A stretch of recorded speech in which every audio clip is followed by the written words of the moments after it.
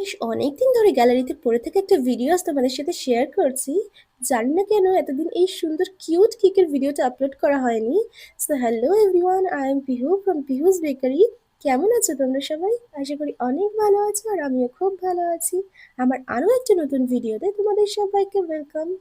গ্যালারিতে কেকের এত ফটোস আর ভিডিওস হয়ে গেছে যে কখন কোনটা আপলোড করছি আর কোনটা আপলোড করা হচ্ছে না সেটাই ভুলে যাই। কিছু কিছু কাস্টমার তো খুব ভালো হয়, তারা আমাকে বলে যে তাদের ভিডিওগুলো আপলোড করা হয়নি, তখন আমি আপলোড করে দিই। বাট কিছু কিছু কাস্টমার আবার কিছুই বলে না, তো আমিও নিজে ভুলে যাই, তাই জন্য আপলোড করা হয় না সেগুলো। কাল গ্যালারি ঘাঁটতে ঘাঁটতে আমি এই ভিডিওটা পেলাম, দেখলাম এত সুন্দর কেকের ভিডিওটা তোমাদের সাথে শেয়ার করা হয়নি, তো চলো তোমাদের সাথে শেয়ার করে দিই। এই কেকটা অর্ডার করেছিল এক দাদাভাই নবগ্রাম থেকে। এটা ছিল 2 পাউন্ডের 2 টিয়ারের একটা ডল কেক।